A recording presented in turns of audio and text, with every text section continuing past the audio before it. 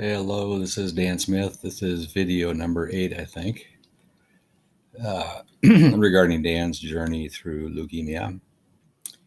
And I just got out of the hospital last night, and so I'm finally in the comforts of my own home, which really feels awesome.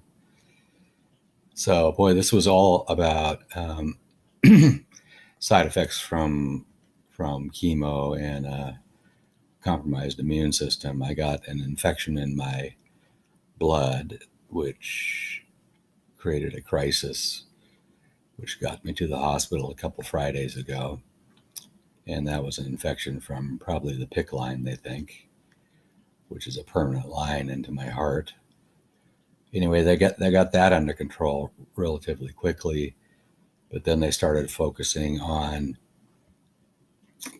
the infection in my lungs and started taking CTs of it, and it had been growing. Excuse me. And it was about the size of a tennis ball. Still a lot of discussion about whether it was fungal or bacterial.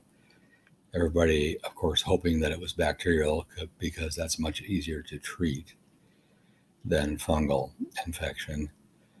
So a pretty impressive team of people, of doctors at Kaiser, started talking about the best way to approach this. Could it be drained? Almost everybody thought it could not be drained because of the position it was in. And the thing to do would be to remove it. And the best way to remove it would be to do a lobectomy. It was on the upper left, and that's the smallest lobe in the lung, I think. And then it was, if he can survive that, will that guarantee that he can have a transplant? Because with that fungal infection in place, I could not go through with the transplant because the process I would not survive the process with that infection.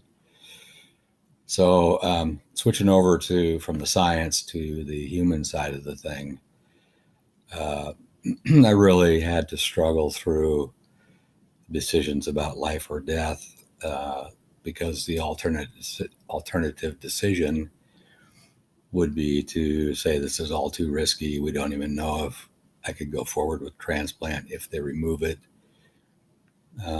So is it really worth the risk of all the complications that could occur? And all this, the backdrop of all this is I have a very low immune system because of the cancer and the chemo. So normal neutrophils is 1,800, safe neutrophils is 1,000, and I've been running about 400, between 400 and 700. So how will that affect my recovery from this lung surgery? So really gave deep and serious thought to just doing hospice. Excuse me, I'm going to be doing this, but that means lungs are clearing. But hospice, gives me a month to maybe 3 months of survival, but higher quality of life probably. So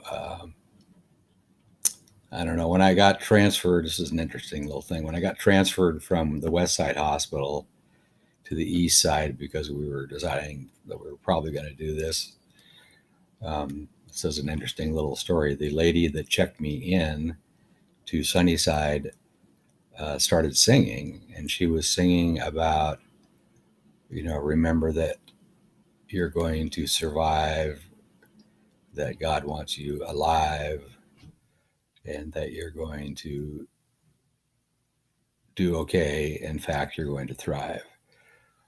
And she apologized for singing, and I said, no, this is great. This feels really good. So for the whole 10 minutes that she was checking me in, she just sang to me. And the existential effect that it had on me was a real restoration of faith that I am, in fact, going to be okay. Go forward with the surgery. You'll be okay. And so that's what I did. And the surgery ended up being way more complicated than they had hoped. They